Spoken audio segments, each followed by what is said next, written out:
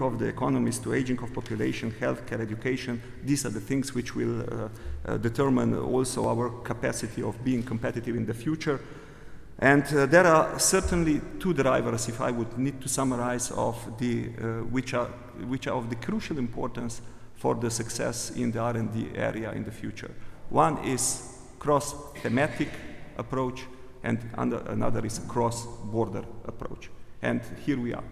So this is the story why the international cooperation is so extremely important. What we do on the European Union level and what we have changed and what we intend to do also in the future. If you look to our framework programs and if you look beyond in the overall philosophy of the European research area, framework programs, we have framework programs, as you know, are open for international cooperation. But what we have done in the FP7 compared to FP6, we have changed, we have shifted the attention from capacity building now to the thematic cooperation, which means that much more international cooperation is rooted in the cooperation program, which is the bulk of our programs. This is 60% of the money which we actually have to deal with. ERC, European Research Council, it's opened. The only thing which we request is that the research is done in Europe. It can be anybody. When we talk about set plan, strategy of energy technology development, we talk of one of the major pillars. It's international cooperation. When we talk about joint global infrastructure, we have the first major case of international cooperation, which is ITER. Of course, it's not an easy case because we are somehow starting something new, and certainly we are developing also some of new structures for the future, and that's why it's important that we do it in the right way. But these are the things which are currently going on and are there between us. When we talk about how big it's European research area, what we have done in these few years is that we have enormously enlarged it. I don't know if you are aware, we have 12 associated countries which are paying the contribution and have exactly the same rights as the member states. All the Western Balkan is part of that now. Turkey, because of course we count that they will be future European member states, but we have also Israel, we have also Switzerland, we have Norway, and the others part of European research area. What we do now, we are on the eve of starting negotiations for accession, for this associated membership with Russia. We are just on the eve. They have requested a year ago that we would start so. So these are really, really serious things. And all the countries which are in the neighborhood ring have actually the potential to become once also associated members. We have strengthened enormously the cooperation with the third countries. So we go so far as that we have now, for example, I don't know, with China, with the US and the others, joint calls. Half of the money is theirs, half of the money is ours, joint evaluation. We went so far that, for example, with NIH, we have mutually opened the programs. So we don't give any kind of argument why one should not participate in each other's program. So we finance American partners if they are working, if they are part of our projects here in Europe, and they do the same in United States.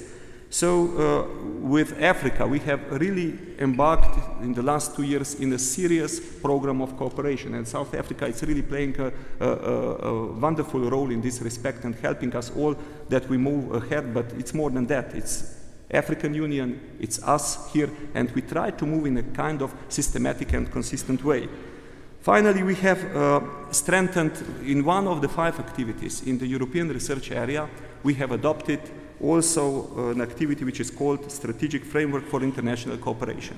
So in CREST, member states have established a Forum for International ICT Cooperation. The Commission is part of that. And this is not only to strengthen cooperation, it's also a platform for developing strategies in S&T areas where member states believe that they can achieve more and work if they work together. So here we are. That's the philosophy in which we work, that's philosophy in which we move, and we intend to continue to move in this direction even more. In this interconnected, globalized world, many are seeing Europe as a model for regional integration. Sometimes we are underestimating that fact here ourselves, living in Europe. But I think that basically Europe will have to decide one simple thing.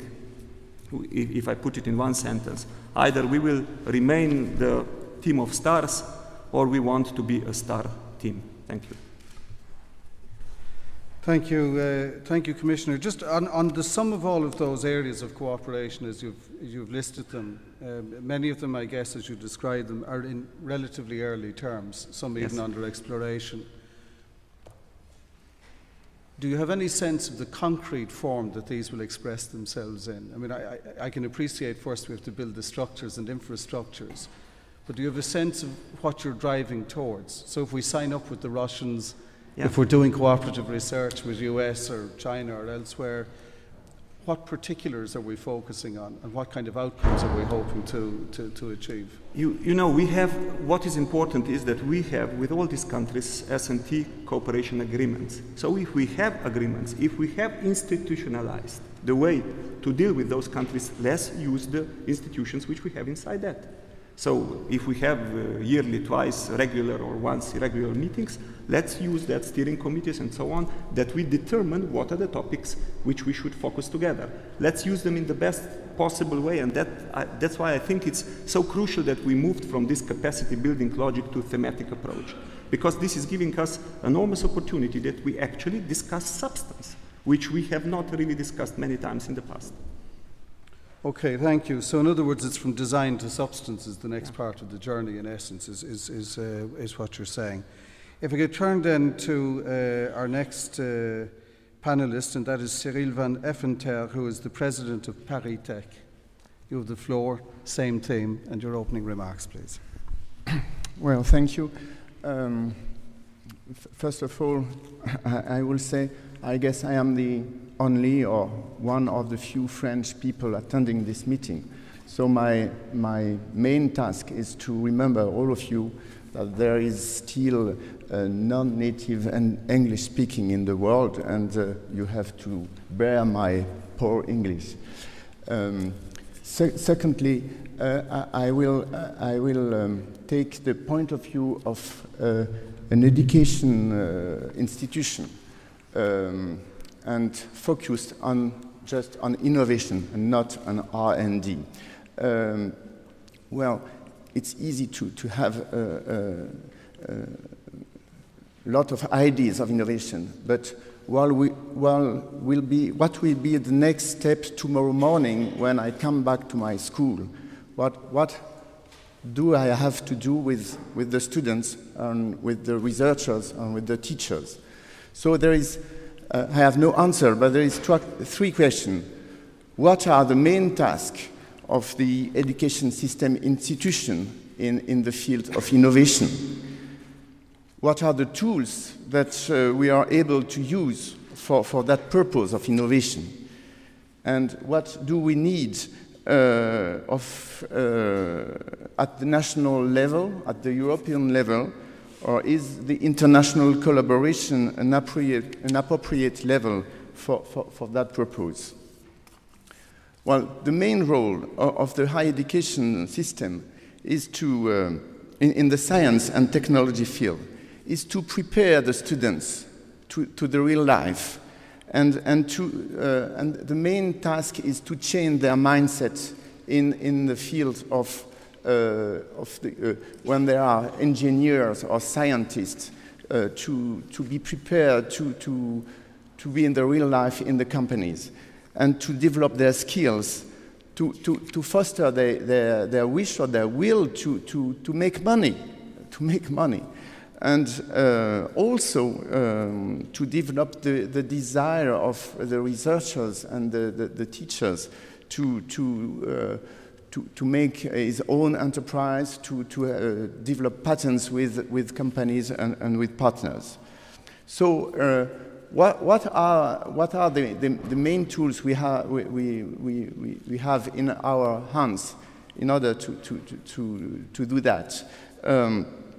The best way is to increase the relations between institutions, between universities and companies, in order to make more frequentation between students and private sectors and innovation research